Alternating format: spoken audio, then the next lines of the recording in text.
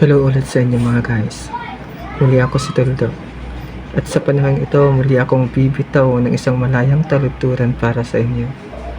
Pero ngayon, hayaan nyo kong bigyan ng kapurihan ng ating poong may kapal sa pamamagitan ng taludturang aking bibitawan ngayong araw.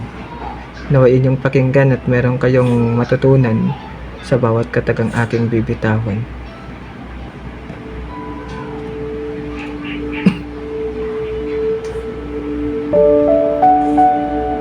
Spoken Poetry.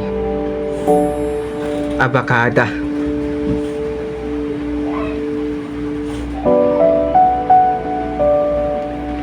Sa mundong mapanghusga, hindi ko na alam pa kung sino pa nga ba ang dapat na pagkatiwalaan ko pa, at kung may nagmamahal pa nga ba o talagang mag-isa na sa pagharap ng problema sa araw-araw. Ngunit dumating ka at nakilala kita. Ako'y binago mo pa, ginawa mo pang masaya ang buhay ko na akala ko'y patapon na, kaya ngayon kasama na kita.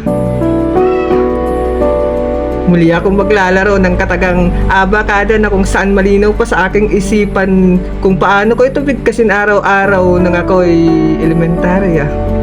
Heto na.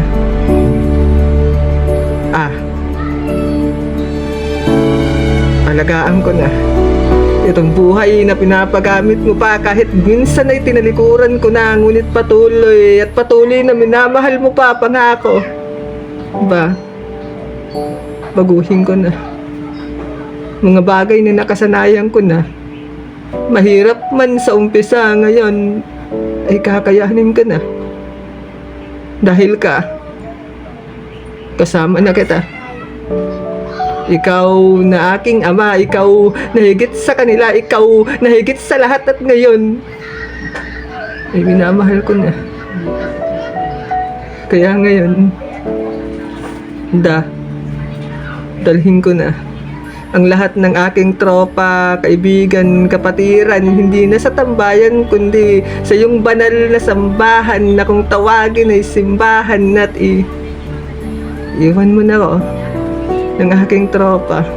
Iwan mo na ko ng sangkatauhan, iwan mo na ko ng aking pamilyang nakakasama. Ako'y magpapatuloy pa sa tungkuling aking naumpisahan na. At gawin ko na ang dapat na gawin ko sa madla, na ibahagi ang banal mong salita sa mga taong hindi ka pa kilala.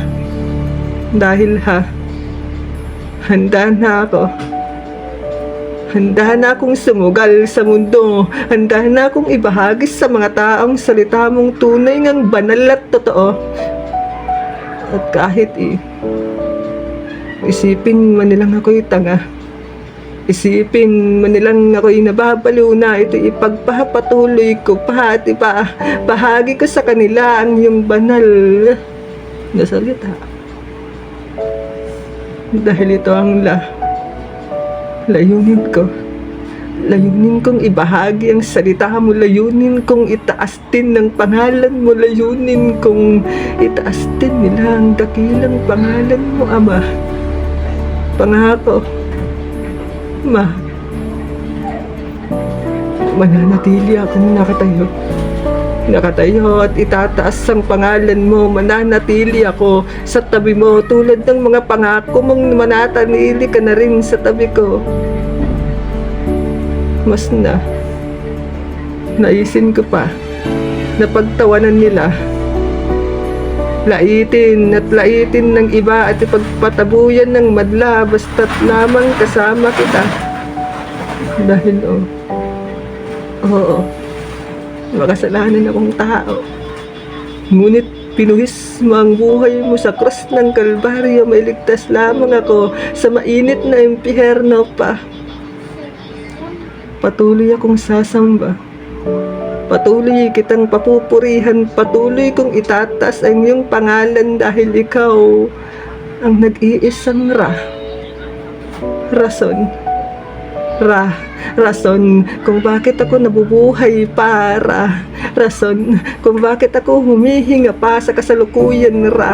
Rason kung bakit ako nilikha sa lupa na ginagalawan. Kaya salamat, Panginoon, dahil tinawag mo ako.